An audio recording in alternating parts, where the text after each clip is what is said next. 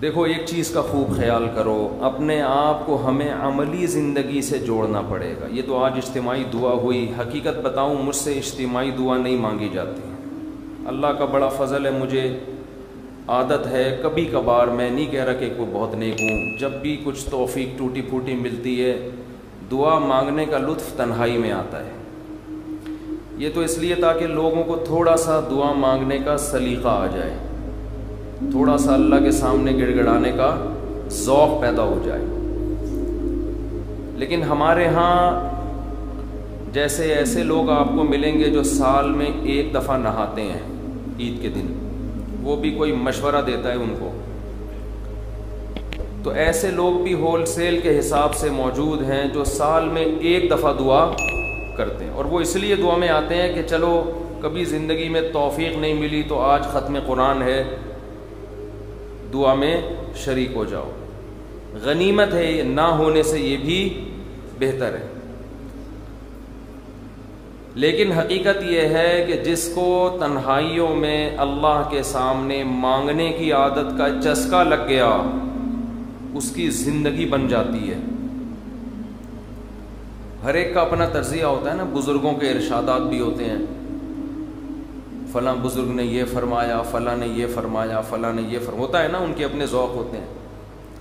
मैं बुज़ुर्ग तो नहीं हूँ लेकिन आजकल फरमा बहुत कुछ रहा हूँ। तो अगर आप कह सकते हैं जी मैंने ये फ़रमाया, फ़रमाने पर गवर्नमेंट की तरफ से कोई पाबंदी नहीं है, और तजर्बे इंसान शेयर कर सकता है, उस पर भी कोई पाबंदी नहीं है। ये मैं इसलिए कह रहा हूँ कि ये ना समझने के मुफ्ती साहब बहुत बड़े आजकल बुज़ुर्ग बने हुए हैं और आजकल फरमाना भी शुरू कर दिया इन्होंने। फरमुदात होते हैं ना बुज़ुर्गों के। एक बात खूब अच्छी तरह समझ लें कि दुआ से ज़्यादा मुश्किल इबादत मेरे इल्म में कोई नहीं है। दुनिया का सबसे मुश्किल काम क्या है? दुआ मांगना। और दुआ से बड़ी इबादत भी कोई, बोलो ना भाई, नहीं है। मुश्किल भी और सबसे बड़ी, बड़ी का मतलब क्या है? अल्लाह का कुर्ब, अल्लाह से ताल्लुक़, अल्लाह से मोहब्बत, अल्लाह और बंदे का लिंक जितना दुआ के ज़रिए बनता है, मेरा अपना तजर्बा ये है कि इतना किसी और इबादत से नहीं, हत्ता कि रोज़े, ज़कात, नमाज से भी नहीं बनता। मेरा तजर्बा है, गलत भी हो सकता है। अभी मैंने इरशाद फरमाना बोला था ना, इरशाद फरमाया, फरमाया पर तो आप थके हुए भी हैं, थोड़ा सा चुटकुले भी सुना देता हूँ। फरमाया पे बहुत दफ़ा एक लतीफ़ा सुना चुका हूँ, नए नए लोग आ जाते हैं। हमारे एक दोस्त तबलीगी जमात में गए, कोई देहाती भी उनके साथ थे। जब उन्होंने बयान शुरू किया किसी गांव में, तो बयान में कहने लगे, फरमाया जो आदमी नमाज नहीं पढ़ता वो ऐसे है जैसे जिना करने वाला। फरमाया जो आदमी नमाज नहीं कर पढ़ता वो ऐसे जैसे कत्ल करने वाला। फरमाया, ऐसे फरमाया फरमाया क्या कह के हदीसें आ रही हैं। ये साहब कहते हैं, मैंने सोचा कि यार ये हदीसें आज मैं पहली मर्तबा सुन रहा हूँ। फरमाया फरमाया, हमने तो कभी नहीं सुना कि नबी ने ऐसे फरमाया। कह रहे मैंने बयान के बाद उसको पकड़ लिया कि यार आज तो तूने इतना कुछ कहा कि फरमाया। हम जब कहते हैं फरमाया तो मुराद नबी ने फरमाया ना। तो यार ये जो इतनी सारी हदीसें तू सुना रहा है कि जो नमाज नहीं पढ़ता ऐसे जैसे कत्ल किया, जो नमाज नहीं पढ़ता ऐसे जैसे जिना किया, तो किसने ये फरमाया? कह रहे हमने फरमाया। क्या कह रहे? हमने फरमाया। हमने कहा बे भाई, ये तेरे फरमुदात के लिए लोग यहाँ नहीं बैठ, कुछ भी फरमा दे तू। लेकिन जैसे उसने कुछ भी फरमा दिया, गवर्नमेंट की तरफ से फरमाने पर पाबंदी नहीं है, लेकिन उसने तो वैसे ही फरमा दिया ना। लेकिन मैं जो कुछ फरमा रहा हूं उसके पीछे एक तजर्बा है, एक लॉजिक है, एक दलील है, ऐसे ही हवाई बात नहीं है। सबसे ज्यादा इंसान को अल्लाह के करीब करने वाली इबादत दुआ। सबसे मुश्किल इबादत भी कौन सी है? बोलो, दुआ। आप कहेंगे यार ये कहाँ से मुश्किल हो? रोज़ा कितना मुश्किल है। सुबह सहरी में उठो, सारा दिन जो है वो न खाओ न पियो, बहुत से लोग कहते हैं रोज़े में अल्लाह सिर्फ एक घूंट चाय की इजाज़त दे देता ना। सुबह जब सहरी के बाद फजर पढ़ के 1 घंटा सो के जब उठते हैं तो ऐसा लगता है जैसे कब्र से किसी मुर्दे को उखाड़ा जा रहा है।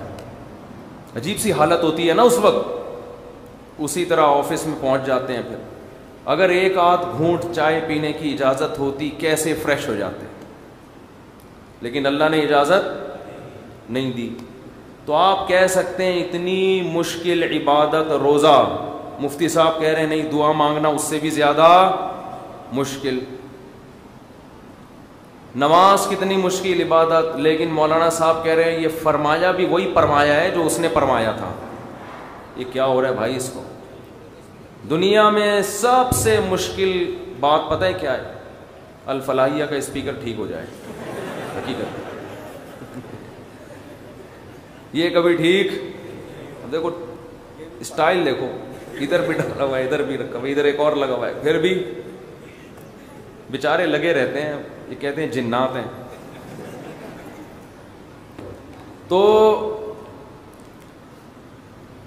आप कह सकते हैं भाई कैसे मुश्किल है। असल में दुआ, और एक और इश्काल होगा, आप कहते हैं लोग तो बहुत दुआएं मांगते रहते हैं। कितनी दुआएं मांगते हैं ना, सुबह शाम दुआएं मार्केट में चल रही हैं होलसेल के हिसाब से। असल में वो दुआएं पढ़ी जा रही हैं, मांगी बोलो। दुआ पढ़ना बहुत आसान है। यूनुस अलैहिस्सलाम ने मछली के पेट में ला इलाहा इल्ला अंता सुब्हानका इन्नी कुन्तु मिनज़ ज़ालिमीन कह के दुआ पढ़ी नहीं थी, ये दुआ मांगी थी। और हम क्या कर रहे होते हैं? पढ़ रहे होते। जितने मर्द यहाँ बैठे हैं, जितनी ख़वातीन बयान सुन रही हैं ऊपर, उनसे गुजारिश है कि अपने मामूलात में दुआ का इजाफ़ा करें और अल्लाह से दुआ मांगने का मामूल बनाएं। दुआ मुश्किल क्यों है ये मैं बताना चाह रहा था। बाकी जितनी इबादतें हैं उनमें कितनी टेंशन होती है, वुज़ू करो, फिर चल के आओ, सुबह सहरी में उठो, रोज़ा रखो। दुआ में तो कुछ भी नहीं है, यूँ करो और पढ़ना शुरू कर दो।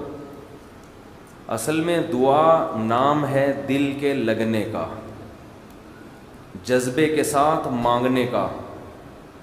शैतान इंसान को ये बावर कराता है कि तू मांगता है, मिलेगा तुझे कुछ भी नहीं, इसलिए मांगता है ही नहीं, पढ़ता है।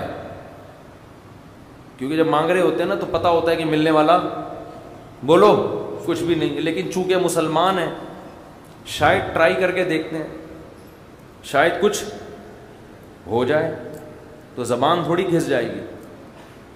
इस जज्बे से जब दुआ मांगी जाती है तो वो दुआ दुआ नहीं कहलाती। दुआ का मतलब ये होता है कि मैंने जिसके दरबार में हाथ फैलाए हैं वो बड़ा जव्वाद और करीम है। और नबी ने फरमाया अल्लाह को इस बात से शर्म और हया आती है कि कोई उसके सामने हाथ उठाए और अल्लाह उन हाथों को खाली वापस कर दे। जैसे इलाके का सेठ हो, सखी भी हो, कोई भिखारी उसके पास आए और वो सेठ उसे धक्के दे के निकाल दे तो उसे शर्म आएगी। अगर वो गैरतमंद होगा तो अल्लाह से ज़्यादा गैरतमंद दुनिया में कोई भी नहीं है।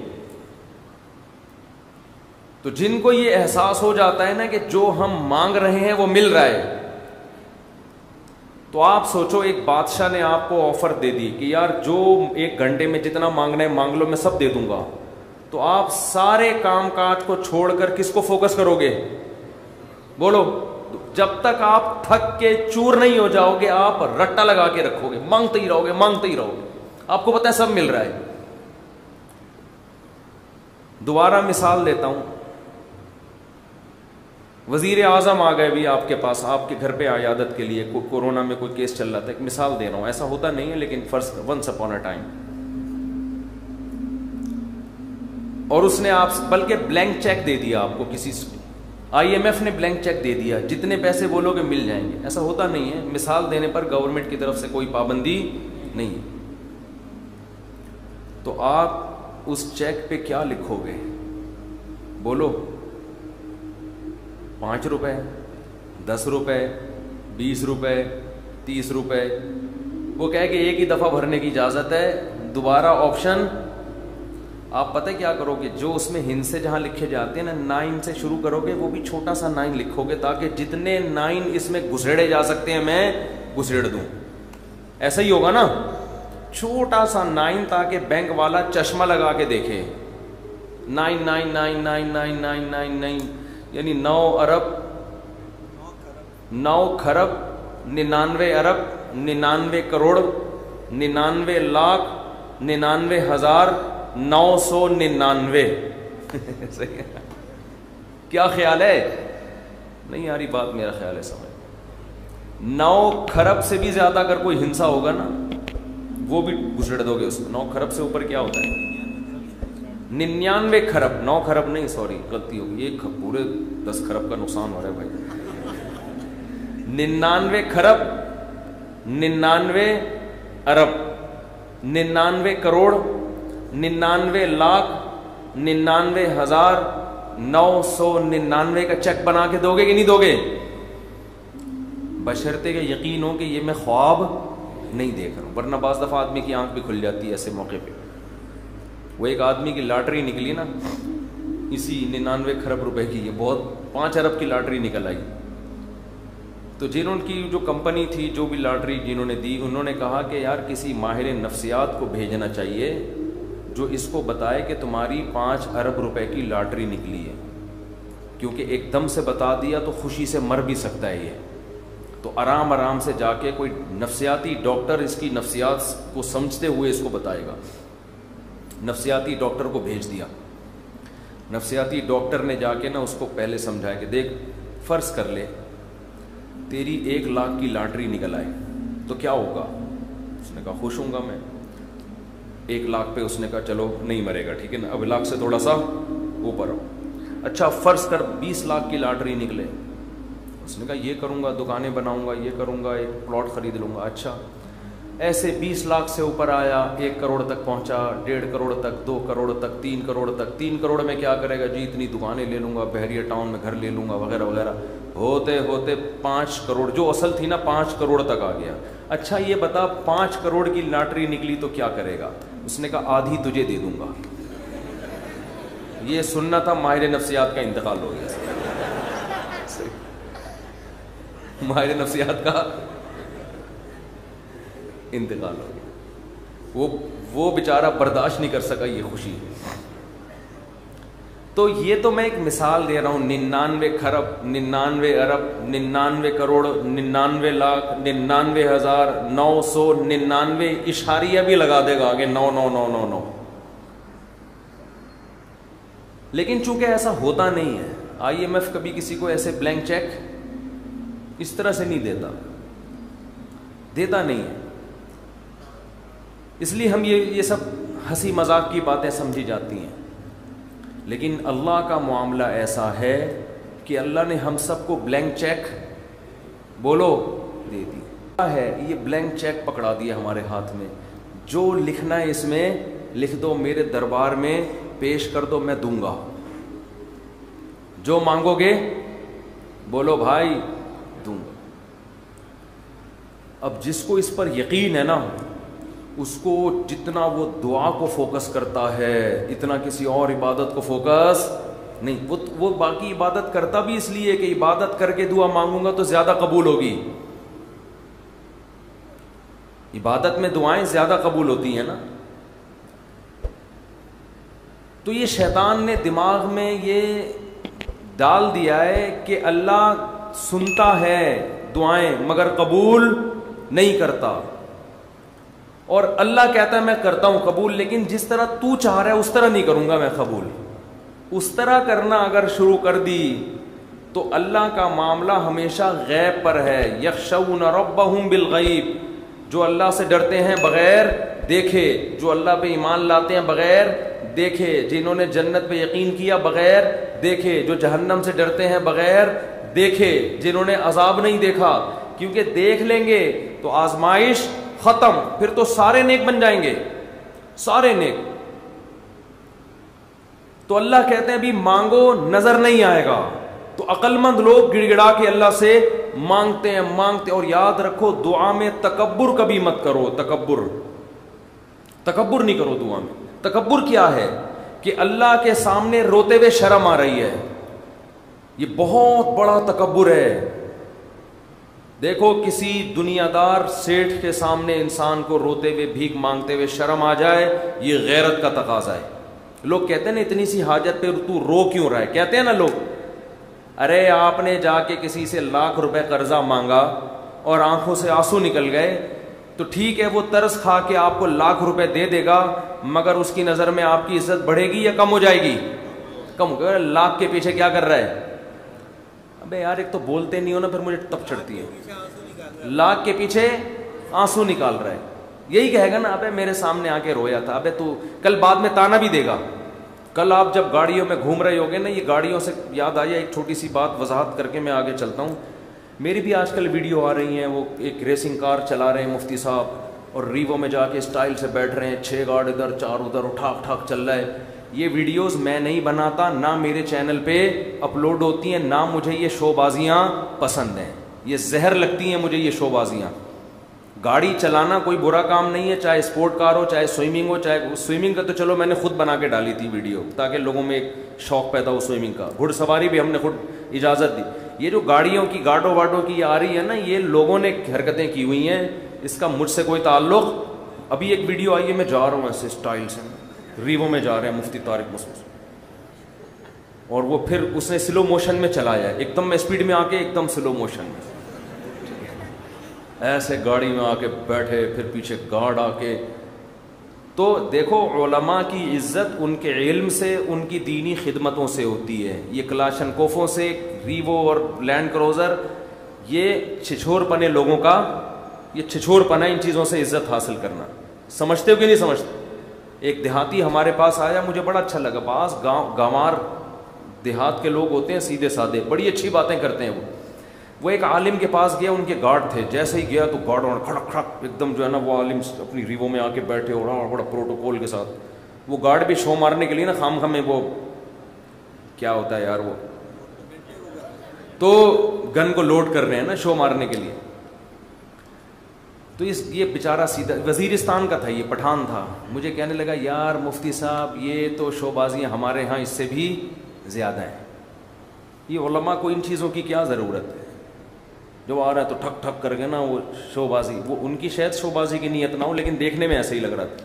कह रहे उलमा की जो हम इज्जत करते हैं, उनके इल्म, उनके तकवा, उनका अल्लाह से ताल्लुक़, उनकी दीनी खिदमतों की बेस पे, कह रहे ये हमारे गाँव में यहाँ से ज़्यादा है। कह रहे हमारे यहाँ पूरी रिपीटर होती है, मशीन गनें होती हैं। उसने कहा, भाई ये उलमा क्या ठक ठक ठक लगा के रखी हुई है? कह रहे हम लोग उलमा की इज्जत इल्म की वजह से करते हैं, वरना ये तो हमारे यहाँ इनसे ज़्यादा हैं। हकीकत सही बात की उसने। ये जो प्रोटोकॉल और बड़ी बड़ी गाड़ियां और ये गार्ड और ये सब चीजें, तो जरदारी साहब के हमसे ज्यादा है भाई ये प्रोटोकॉल तो। और ये जो दुनियादार लोग होते हैं, इनके पास ये चीजें ज्यादा होती हैं। तो ये चीजें फख्र करने के काबिल नहीं है, जरूरत की चीजें हैं। जरूरत है तो रखो, नहीं है तो नहीं रखो। नेमतें हैं अल्लाह की तरफ से, कोई पाबंदी नहीं है। तो ये जो वीडियोस मेरी इस तरह की आ रही हैं, ये मैंने नहीं बनाई, ना मैंने किसी को खड़ा किया हुआ होता है कि कैमरे से लेके मेरी वीडियो बनाओ और फिर स्लो मोशन में लेके आओ उसको। वो बड़ी अजीब स्टाइल में आई है, जा रहे हैं जी, मैं जा रहा हूँ। और जो गाड़ी मैं चला रहा हूँ, ज़रूरी नहीं कि वो मेरी ज़ाती गाड़ी हो। वो स्पोर्ट कार का कह रहे हैं मुफ्ती साहब ने, स्पोर्ट कारें भी रखी हुई हैं। रखना कोई बुरा नहीं है। मुफ्ती साहब को अगर अल्लाह ने पैसा दिया है, आप स्पोर्ट कार भी रखें, आप घोड़ा भी रखें अपने पास, आप रीवो भी रखें, आप लैंड क्रूजर रखें। ना अल्लाह की तरफ से पाबंदी, ना गवर्नमेंट की तरफ से। लेकिन मैं वैसे ही एक बयान दे रहा हूँ कि ज़रूरी नहीं कि जिस गाड़ी की मैं ड्राइविंग सीट पे बैठा हूँ तो वो गाड़ी किसकी हो, मुफ्ती साहब की ज़ाती हो। ज़रूरी नहीं, इम्कान है कि हो भी सकती है, और ये भी हो सकता है कि ना हो। लेकिन ये जो वीडियोस बन रही हैं कि स्टाइल में आ रहे हैं और फिर बैठ रहे हैं, ये मुझे बिल्कुल पसंद नहीं है। ये स्टाइल ये लोग खुद कर लेते हैं। अब लोगों को रोकना मेरे बस में नहीं है, क्योंकि जहां भी जा रहे हैं हर आदमी के पास में कैमरा होता है। किस किस को रोके आदमी? एक पे पाबंदी लगाओगे, दूसरा, और फिर लोग अपने चैनलों को प्रोमोट करने के लिए ये काम कर रहे होते हैं। जा रहे हैं तो वो फिर भाई लोग जब चैनल पे डालेंगे तो उनके व्यूअर्स बढ़ेंगे। तो मैं ये वजाहती बयान दे रहा हूँ कि मैं सिर्फ उस वीडियो का जिम्मेदार हूँ जो मेरे 3 चैनल हैं उनमें से किसी पर अपलोड है। एक मेरा चैनल मुफ्ती तारिक मसूद स्पीचीज़ है, एक आस मुफ्ती तारिक मसूद है, और एक चैनल का नाम है, क्या नाम है भाई, तारिक मसूद ऑफिशियल। ये पता नहीं मुफ्ती तारिक मसूद ऑफिशियल है, सिर्फ तारिक मसूद ऑफिशियल है, ये पुराना है। और या फेसबुक पे जो मेरा ऑफिशियल पेज है। तो इसके अलावा कहीं भी कुछ आ रहा है तो वो ये लोग ने ना समझे मौलाना साहब ये भी धंधे शुरू कर दिए, मौलाना साहब ने अब ये स्टाइल मारना सही है ना शुरू कर दिए हैं कि वो ये हो रहा है। खैर जल्दी से हम मौजू की तरफ आते हैं। तो क्या बात कर रहा था यार, जल्दी से दुआ की बात तो चल रही थी, लेकिन हाँ, तो दुआ में अल्लाह के सामने गिड़गड़ाते हुए आर महसूस ना किया करो। एक टेक्निकल फॉल्ट लोगों में देखता हूं मैं, जब दुआ मांगते हैं तो मुंह पे यूं कर लेते हैं, यूं कर छुपा देते हैं मुंह अपना। पता नहीं लोगों से शर्म आ रही है आपको, क्या हो रहा है यार।